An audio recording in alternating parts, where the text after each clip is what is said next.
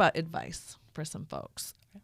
How far in advance, if a woman, a family, Annie, somebody is thinking about doing this, do they start 2 years before the babies come, once the kids get here, like in a perfect situation, if they're planning their family? I would say it depends on how disciplined they are. Okay. You could try living on one income for 6 months to a year. But if you know you're not disciplined or you need to clear up some things before, I would say maybe a year to 2 years. Yeah. So that will give you the opportunity to pay down that debt. Yes. Save up some money. Yes. Yeah, and get the practice. I'm sure that's Yes. got to be interesting to get that practice with your spouse. Of how does that make you feel when they say that? I'm laughing because we've tried. Let me say we've done better over the years at decreasing. So maybe we don't live off one, but we live off 1.5. Okay. So over the years we have gotten to that point, and that's been helpful. Like just to see, but it goes. There's highs and lows. So say in the season, I could be in a spending season. I'm like, gosh, just buying this. Everything's going in the cart. And maybe it's emotionally driven. I'm still trying to figure that piece out. But then there's times it's perfect discipline. Like, I don't even want anything. Priority is not that serious. So I can definitely see, for me, decreasing over time. Like, so maybe if you can't start, because one, it can be drastic for some families, like going straight to one. But maybe it's the fourth, then a half, then 3/4. Right. Oh, the step down. That's a good idea. Because that's what we had to do. Right. That made the most sense. And the same, like paying down debt.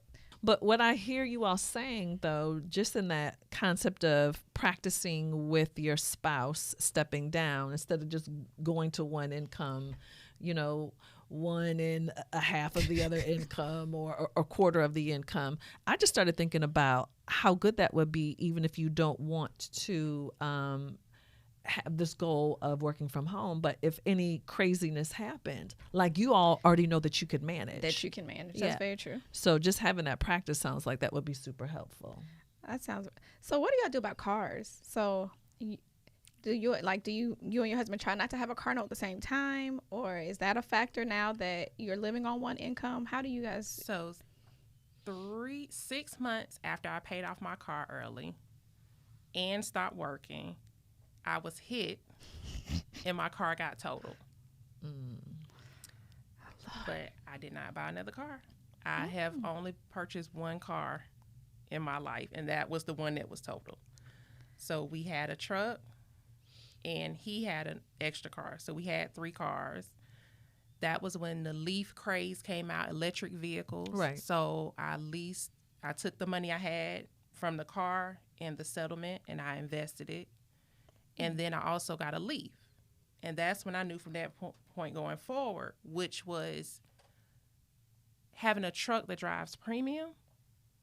I was like, I can't keep putting this premium gas. That was when gas was $4. I'm Right. like, I'm spending more money in gas. Let me try the Leaf.